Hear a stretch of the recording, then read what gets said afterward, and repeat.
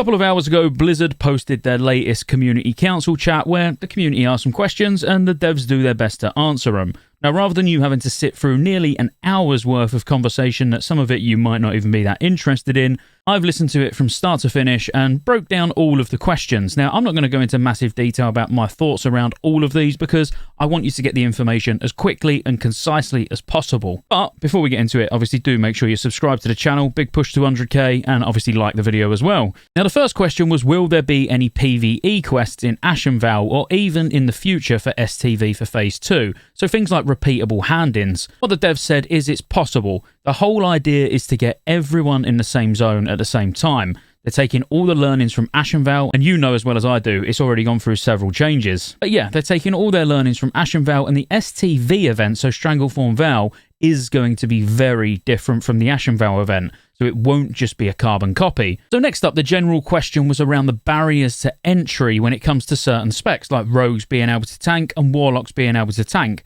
So the question really was going down the lines of, you know, I want it as soon as possible so I can start tanking dungeons. So this was actually intentional by design, the devs said, because of what would feel more rewarding in terms of getting runes at these lower levels. Would it be better to get runes that are going to give you better damage options for leveling or the ability to tank? And they said on the basis that you're not going to be tanking amazing amounts until 18 to 20, they thought some of these tank specs didn't really need to come online that early.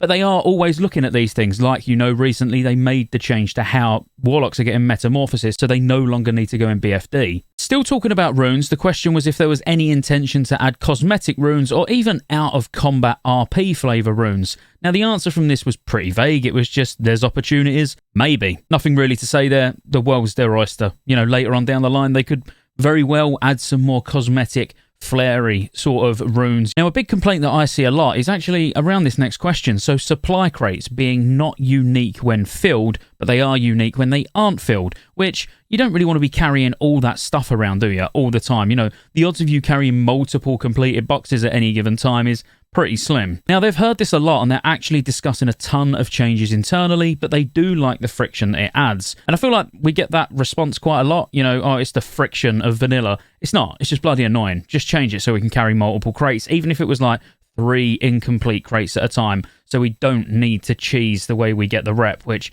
if you don't know about that, subscribe, because there's going to be a video talking about it soon. Hopefully I don't break it for everyone. The next one was about hunters specifically, and the fact that they're being sort of pigeonholed into a BM playstyle, because with a Scorpid pet and some of these runes, obviously they're very, very powerful, as we know. And also the guy asking the question mentioned that explosive shot was a very heavy-handed change. So will there be changes to the hunter to make them a bit more exciting? Now, the devs said basically it's tricky to answer because it would show their hand for what is in store for the future. They made conscious choices to keep melee weaving a thing for hunters, so obviously you can be doing that. And also there is support for a solely melee hunter that's going to be a thing coming down the line in the future phase, where at the moment it just hasn't got enough abilities. Later on down the line, it probably will have. So again, they didn't really want to actually talk about it too much just because they don't want you knowing what's in store for Phase 2, Phase 3, Phase 4, which is fair enough. The next one is about the disadvantage around completing quests now at 25 for gold, because when it comes to Phase 2, it can cripple the leveling experience in Phase 2, because essentially you could run out of quests. And they've asked if there was any plans around this. So they've said you can do them now, and you can get extra gold, and they're looking at potentially adding extra XP in Phase 2 from supply crates.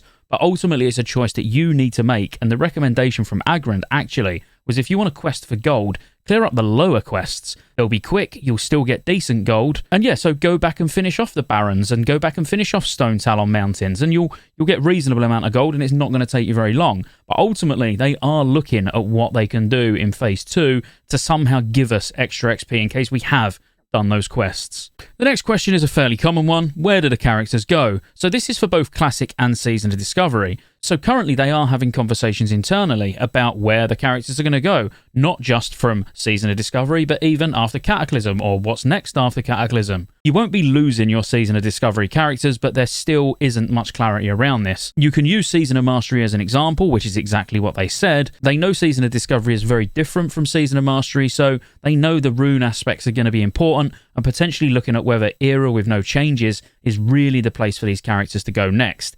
and maybe the answer to that is no. They are discussing it though. They could potentially leverage the ability to move from Season of Discovery to whatever the current expansion is, be it Wrath or Cataclysm or Mr. Pandaria, whatever it is at the time. And this is something that they said specifically. But they did say items are a big pain, so from Season of Discovery, do they flat out remove these new items that they've added from your character?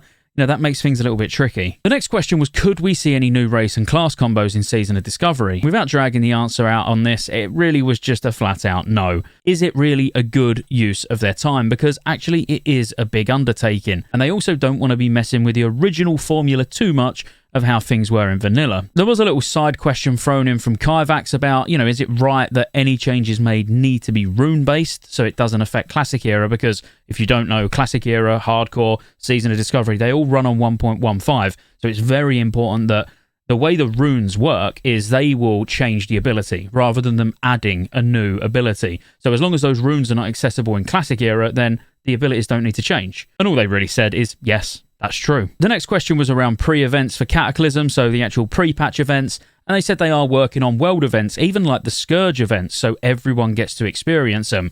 But they're waiting on Ruby Sanctum release before we'll know too much more than we already do. And a common question which gets asked pretty much on every one of these is, are we going to get Wrath Era servers? And no, the answer hasn't changed. They're developing ways they can bring all of these versions back much easier and quicker than in the past, so could we potentially see Wrath of the Lich King again? I would probably say yes. Another question related to Cataclysm was if there's going to be any changes to the acquisition rate of legendary items, like they've done for Shadowmourne in ICC. Now, this was a really interesting answer, and I know some of you are just here for the Season of Discovery content and you couldn't care less about Cataclysm, but I myself am still looking forward to Cataclysm. It's going to be a really fun time because the raids are amazing. And in this answer, they specifically said Cataclysm will be moved through very quickly, so there's no way they wouldn't be able to not expedite the process of legendary acquisition because of the cadence of Cataclysm. How quick are they thinking though? Because even though there's not that much content like we spoke about many times on the channel, too quick could still not be the greatest thing for the players. And then back to a Season of Discovery question where it was mentioned at Blizzard about potentially seeing things we hadn't seen before, like what's behind the Furbolg door in Ajara or even Karazhan Crypts. And again, they're going to be very vague with these answers because they don't want to show their hand, but they've said there's a lot of opportunities to explore more of Classic that we've never explored before. And there can't be spoilers for later phases, but the team are excited for the opportunities that they will have to explore some of these places in later phases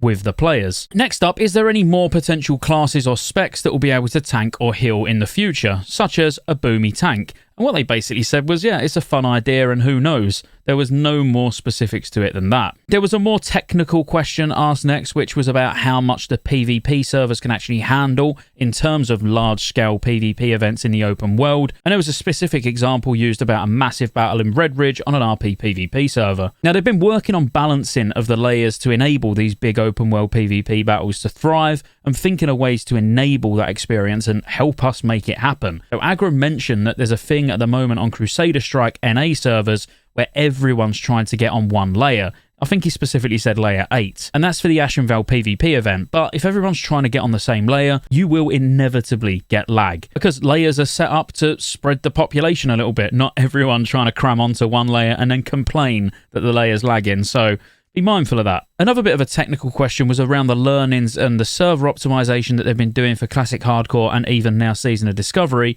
and if any of that would be carried over to Wrath and Cata to help these big battles like Wintergrasp. Tolbarad wasn't mentioned, but obviously for Cataclysm it would be Tolbarad, which is like the equivalent to Wintergrasp anyway. And they just said yes, there's a lot of sharing going backwards and forwards. That's between all versions of WoW. The next one was an interesting one, and this is actually both Cataclysm and Season of Discovery. So is the increased leveling speed in Cataclysm just going to be Joyous Journeys, and will we unlock all flight paths before exploring the zones? So if you're not aware, by the time you get to like level 10 or something originally, you would just have all flight paths, so it just makes it a bit quicker, in the questing journey anyway. So they want to recreate the original experience as best as they can, and going forward, now Anna specifically said Cataclysm forward, so Moppink, let's go. But they said things like flight paths being insta-unlocked, even if it's not in the first patch, it would make its way in a future patch. And they did say about the XP increase, and it's too soon to say exactly how it'll be, but it's very unlikely to be a buff like Joyous Journeys, because it will just end up being a flat increase of XP across the board or a decrease to your actual level requirements, as in XP required per level. But then Season of Discovery, they also said, what about the leveling process there? So in previous phases, they've already said that they will be slightly quicker the further we get through the game. So they've said, yes, there will be an experience buff whenever the next phase comes out, but they're still trying to find a good balance to it, because they don't think it will feel very good if you're just questing through Westfall and you've not even finished all the quests yet,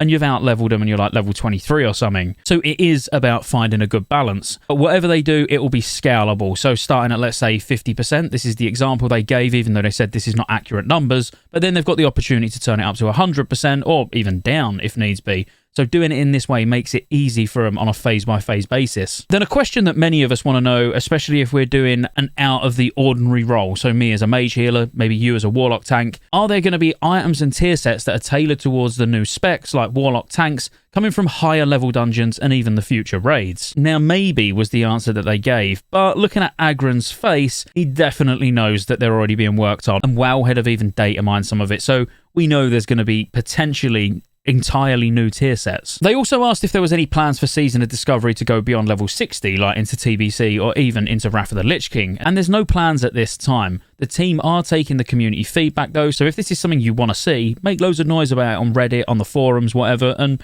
who knows, you might get what you want. Now, the final one is around priests, and it was mentioned about not having to worry too much about your race, if you remember that back at BlizzCon. So it was mentioned that priests would potentially be able to racial swap, and another one that was specifically mentioned was around weapon skills. So there was no solid answer here, but they are saying just play what race and class combo you want, and it should work out for you. Agron used weapon skills as a specific example here, and basically what they're saying is, look, at some point, the odds are you will be able to get different racials or different weapon skills from different places or whatever, you know. But basically, play what class and race you want, and you'll be alright. That was Agron's words. And that pretty much just sums up the whole community chat. That was an hour in probably like 10, 12 minutes. I don't know by the time I edit it down, but it certainly won't be an hour. So if you enjoyed the video, again, like and subscribe, and I'll see you on the next one.